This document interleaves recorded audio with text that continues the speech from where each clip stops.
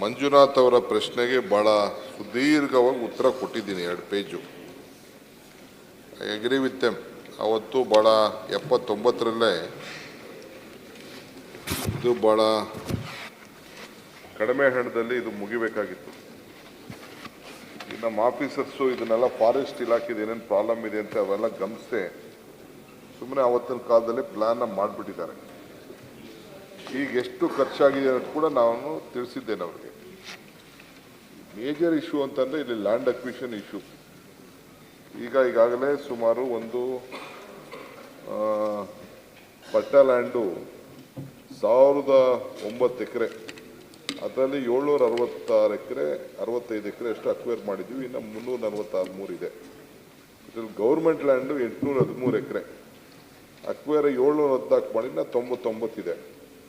Forest area 345, ಇನ್ನು 319 ಮಾಡಿದ್ವಿ, ಇನ್ನೊಂದು 25 ಇದೆ. ಡೀಮ್ ಫಾರೆಸ್ಟು 115 ಎಕರೆಗೆ ಬರೀ 11 ಮಾತ್ರ ಮಾಡಿದ್ವಿ, ಇನ್ನು 104 ಇದೆ. ಒಟ್ಟು ಅಮೌಂಟು ಅಕ್ವಿಷನ್ಗೆ ಇನ್ನೂ ಒಂದು 73 ಕೋಟಿ ರೂಪಾಯಿ ಈಗ ಬೇಕಾಗಿದೆ. ಈ ಮಧ್ಯೆ ಇದನ್ನು ಮುಗಿಸ್ಬೇಕು ಅಂತ ಬೇಕಾದಷ್ಟು ಒತ್ತಡ ಆಯಿತು. 79ರಲ್ಲಿ ಆರಂಭಗೊಂಡದ್ದು 2005ರವರೆಗೆ 20 ವರ್ಷ ಕೇಂದ್ರ ಪರಿಸರ ಹಾಗೂ ಅರಣ್ಯ ಇಲಾಖೆಯ ತಿಳುವಳಿಕೆ ಪಡೆಯಲು ಪ್ರಸ್ತಾವನೆ ಮಾಡೋಕ್ಕಾಗಿರಲಿಲ್ಲ. 26 ವರ್ಷ ಆದಮೇಲೆ ಇದಕ್ಕೊಂದು ಹೊಸ ಜೀವವನ್ನು ಬಂತು. ನಾನು ಇದನ್ನು ಹಿಂದೆ ನಾನು ಇರಿಗೇಷನ್ ಮಿನಿಸ್ಟರ್ ಆಗಿದ್ದಾಗ ಪೊಲ್ಯೂಷನ್ ಗೌರ್ಮೆಂಟಲ್ಲಿ ಅದಕ್ಕೆ ಹೋಗಿ ಬಂದೆ. ಇದು ವಿಳಂಬ ಆಗಿರೋದು ನಿಜ.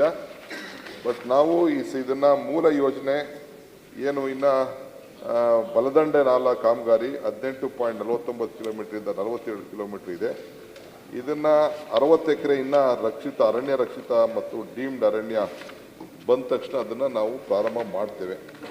ಬಟ್ ಇಂಥದ್ದು ಬೇಕಾದಷ್ಟು ನಮ್ಮ ರಾಜ್ಯದಲ್ಲಿ ಪ್ರಾರಂಭ ಆದಾಗ ಭಾಳ ಕಡಿಮೆ ಹಣ, ಇದು ಮುಗಿಯುವಷ್ಟೊತ್ತಿಗೆ ಈ ರೀತಿ ದೊಡ್ಡದು ಆಗಿದೆ. ನಮ್ಮ ಸೆಂಟ್ರಲ್ ಗೌರ್ಮೆಂಟ್ ಸ್ಕೀಮು ಅಲ್ಲಿ ಸೆಂಟ್ರಲ್ ಗೌರ್ಮೆಂಟಲ್ಲಿ ಭಾಳ ಪ್ಲ್ಯಾನ್ ಮಾಡ್ತಾರೆ.